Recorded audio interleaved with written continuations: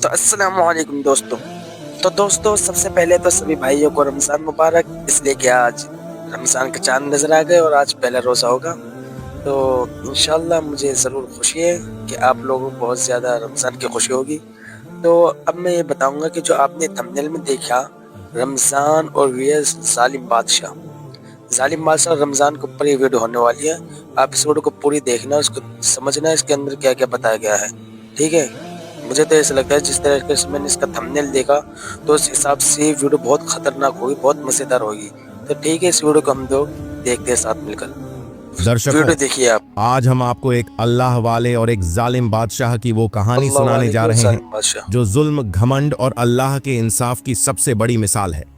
ये वो जालिम बादशाह था जो रमजान शरीफ में मुसलमानों पर जुल्म करता था, जो उनके रोजे तोड़वाने के लिए जबरदस्ती पानी पिलाता था, जो मस्जिदों को गिराकर अपने नशे के अड्डे बनाता था और जो खुद को सबसे बड़ा हुक्मरान समझता था। तो आइए दर्शकों, देखते हैं कैसे एक अल्लाह वाले दरवेश ने कुफ्र के महल को हिलाकर रख दिया और कैसे उस बादशाह और उसके जालिम सिपाहियों का अंजाम इबरतनाक हुआ। यकीनन आज की यह दास्तान आपके दिलों को झंझोड़ कर रख देगी। दर्शकों, सुल्तनत महाराज वीर सिंह अपनी शान और शौकत के लिए मशहूर थी, लेकिन उसकी हुकूमत में इंसाफ सिर्फ हिंदू रियाया तक महदूद था। मुसलमानों के लिए यह जमीन एक कैद खाना बन चुकी थी, जहां उनके लिए जीना किसी इम्तिहान से कम नहीं था। वो गुलामों की तरह जिंदगी गुजारने पर मजबूर थे।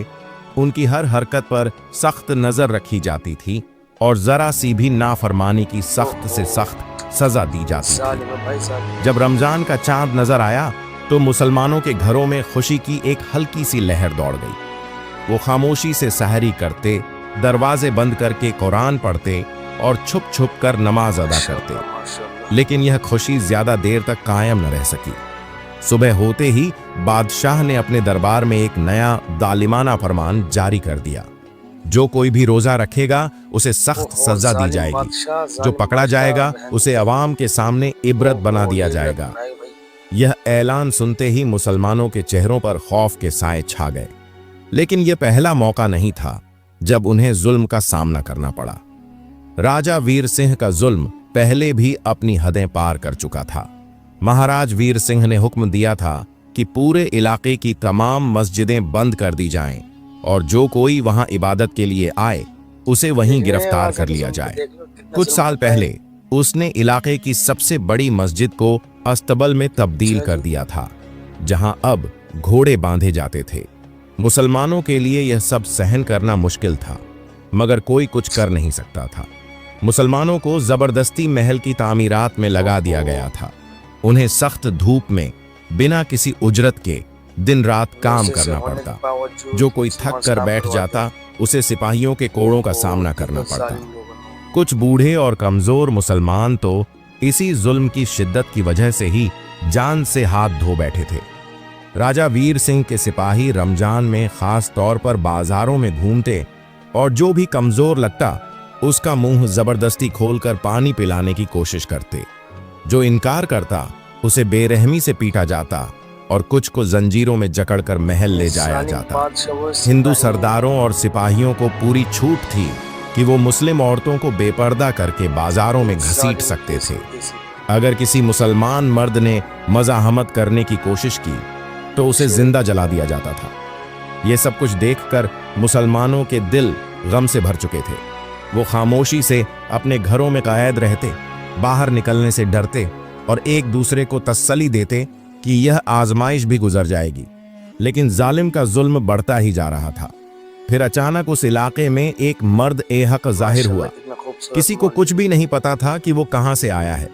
लोग उसे नूरुद्दीन फकीर के नाम से जानने लगे। वह एक अल्लाह वाला दरवेश था जो हमेशा सफेद लिबास में नजर आता। उसके चेहरे पर एक अजीब सी रोशनी थी और उसकी बातों में ऐसी असरंगेजी थी जो दिलों को नर्म कर देती थी। रमजान की पहली रात वो इलाके की सबसे पुरानी मस्जिद के पास बैठकर जिक्र कर रहा था। उसकी आंखों में सुकून था, मगर चेहरे पर फिक्र के आसार भी नुमायां थे। वो जानता था कि अब आजमाइश का वक्त है और अब जुल्म के खिलाफ कुछ करना होगा। यही वो रात थी जब एक बूढ़ी औरत रोती हुई नूरुद्दीन फकीर के पास आई और उसकी फरियाद ने नूरुद्दीन फकीर को एक बड़े इम्तिहान में डाल दिया।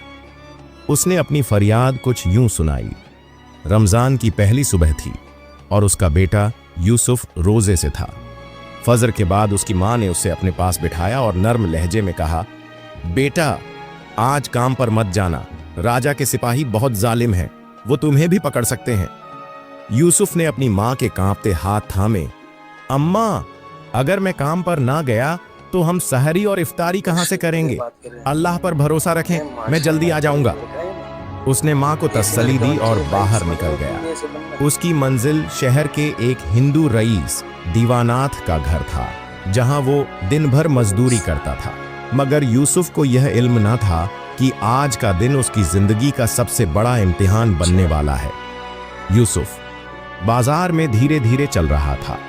उसके चेहरे पर रोजे की वजह से हल्की सी थकावट थी, लेकिन दिल में अल्लाह का जिक्र करता जा रहा था। वो सोच भी नहीं सकता था कि उसके हर कदम पर राजा के सिपाही नजर रखे हुए हैं। कुछ ही लम्हों बाद अचानक सिपाहियों के एक गिरोह ने उसका रास्ता रोक लिया। उनके सरदार राजकुमार सिंह ने, जो राजा वीर सिंह का करीबी साथी था, यूसुफ की तरफ देखकर हंसते हुए कहा, अरे ये तो रोजेदार लगता है, देखो इसके चेहरे पर कैसी कमजोरी है। दूसरे सिपाही भी जोर जोर से कहकहे लगाने लगे। यूसुफ पीछे हटने लगा, मगर राजकुमार सिंह ने तलवार निकाल ली। कहां जा रहा है? आओ देखते हैं तुम्हारा रोजा कितना मजबूत है। सिपाहियों ने यूसुफ को चारों तरफ से घेर लिया। एक सिपाही ने जबरदस्ती उसका जबड़ा पकड़कर मुंह खोलने की कोशिश की। चलो पानी पी लो, देखते हैं तुम्हारा खुदा तुम्हें कैसे बचाता है। यूसुफ ने गुस्से से सिपाही का हाथ झटक दिया। मुझे मेरे हाल पर छोड़ दो, मैं अल्लाह के हुक्म पर चल रहा हूं। यह सुनकर राजकुमार सिंह का चेहरा गुस्से से लाल हो गया। बहुत जबान चलती है, इसका रोजा तोड़वा दो या फिर इसे महल ले चलो। दूसरे सिपाहियों ने यूसुफ को पकड़कर घसीटना शुरू कर दिया। वो चीख कर बोला, मुझे छोड़ दो, मैंने कुछ नहीं किया। मगर सिपाहियों ने उस पर लातों और घूंसों की बारिश कर दी। पहले एक सिपाही ने उसके पेट में जोर से मुक्का मारा, फिर दूसरे ने उसके चेहरे पर जोरदार तमाचा जड़ा। यूसुफ का होंठ फट गया और खून बहने लगा, मगर उसके लबों पर अब भी अल्लाह का नाम था। अब भी रोजा रखोगे? एक सिपाही ने गुस्से से पूछा। यूसुफ ने मजबूती से जवाब दिया, मेरा जिस्म जख्मी हो सकता है, मगर मेरा ईमान नहीं। यह सुनकर राजकुमार सिंह और ज्यादा गुस्से में आ गया। ले चलो इसे राजा के दरबार में, देखते हैं वहां ये कितना हिम्मती बनता है। यूसुफ को घसीटते हुए सिपाही महल की तरफ ले जाने लगे। उसका चेहरा खून से तर था और उसके जिस्म पर जगह जगह जख्मों के निशान थे, मगर उसका ईमान अब भी मजबूत था। इधर यूसुफ की मां घर में बैठी दुआ कर रही थी कि अल्लाह उसके बेटे को सलामत रखे। मगर कुछ देर बाद मोहल्ले के किसी शख्स ने आकर उसे सब कुछ बता दिया कि कैसे यूसुफ को सिपाही मार पीट कर महल ले गए हैं। ये सुनते ही उसकी दुनिया अंधेर हो गई।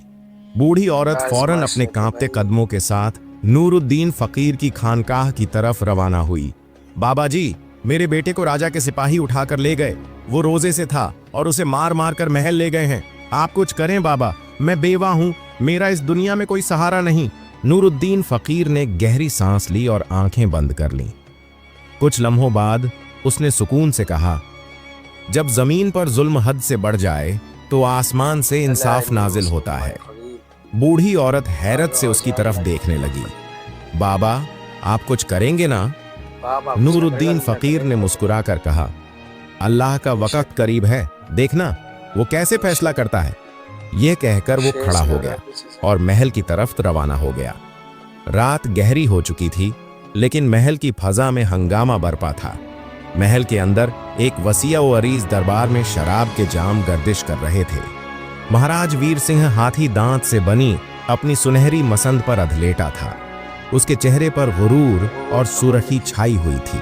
वो शराब के नशे में झूम रहा था और उसके चारों तरफ मुजरिम, जुआरी और दरबारी मस्खरे जमा थे, जो उसकी तफरीह के लिए हर किस्म के हुनर दिखा रहे थे।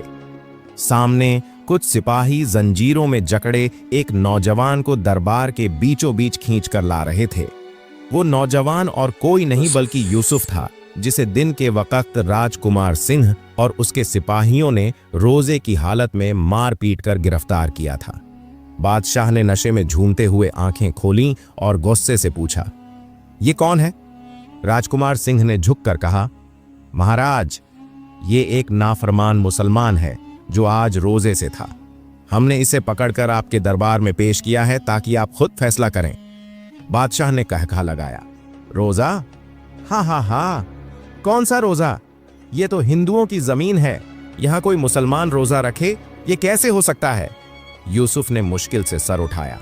उसके होंठों पर खून के निशान थे, मगर उसकी आंखों में खौफ नहीं बल्कि हिम्मत की चमक थी। मैंने कोई जुर्म नहीं किया, मैं सिर्फ अपने रब की इबादत कर रहा था। बादशाह ने गुस्से से मुट्ठी भींच ली। ये जमीन मेरी है, यहां वही होगा जो मैं चाहूंगा। तुम जैसे लोगों की हिम्मत कैसे हुई मेरे अहकाम की मुखालफत करने की? राजकुमार सिंह आगे बढ़ा, महाराज, मैं कहता हूं इसे यहीं दरबार में सबके सामने सजा दी जाए ताकि दूसरे मुसलमान भी डर जाएं। बादशाह ने शराब का एक और घूंट भरा और सर हिलाते हुए कहा, हाँ, कल सुबह इसकी गर्दन उड़ा दी जाए। यह सुनकर दरबार में मौजूद दरबारियों ने तालियां बजाईं और शराब का जश्न दोबारा शुरू हो गया। मगर उसी वक्त महल के दरवाजे पर एक बुलंद कद शख्स खड़ा था। उसके जिस्म पर सादा मगर साफ सुथरा लिबास था। उसका चेहरा नूरानी था और आंखों में एक ऐसी चमक थी जो देखने वाले को झुका देती थी। ये कोई और नहीं बल्कि नूरुद्दीन फकीर था, वही दरवेश, वही अल्लाह वाला, जिसके अल्फाज में तासीर थी और जिसकी दुआएं अर्श तक पहुंचती थीं। बूढ़ी मां की फरियाद सुनने के बाद वो सीधा महल की तरफ रवाना हो गया था। जैसे ही वो दरवाजे पर पहुंचा, महल के पहरेदारों ने उसे रोक लिया। यहां क्या करने आया है? एक सिपाही ने रौबत से पूछा। फकीर ने सुकून से जवाब दिया, मुझे महाराज वीर सिंह से मिलना है। सिपाही हंस पड़े। क्या? एक फकीर महाराज से मिलना चाहता है? तुझे मालूम नहीं कि यह महल आम लोगों के लिए नहीं? नूरुद्दीन फकीर ने एक गहरी नजर पहरेदार पर डाली और कहा, जब जालिम का वक्त करीब हो तो अल्लाह के बंदों को रोकना मुमकिन नहीं होता। उसके अल्फाज में ऐसी तासीर थी कि पहरेदार एक लम्हे के लिए कांप गए। उन्होंने एक दूसरे की तरफ देखा और बोले, अच्छा जा, लेकिन ज्यादा बकवास की तो गर्दन उड़ा दी जाएगी। जैसे ही नूरुद्दीन फकीर दरबार में दाखिल हुआ, महल में मौजूद रोशनी मध्यम पड़ने लगी। दरबारी जो हंसी मजाक में मशगूल थे, एकदम खामोश हो गए। ऐसा महसूस हो रहा था जैसे दरबार में कोई गैर मामूली चीज दाखिल हो गई हो। बादशाह की आंखें नशे में धुंधला रही थीं, लेकिन जैसे ही उसकी नजर नूरुद्दीन फकीर पर पड़ी, वो सीधा होकर बैठ गया। ये कौन है? नूरुद्दीन फकीर आहिस्ता आहिस्ता आगे बढ़ा और राजा के सामने खड़ा हो गया।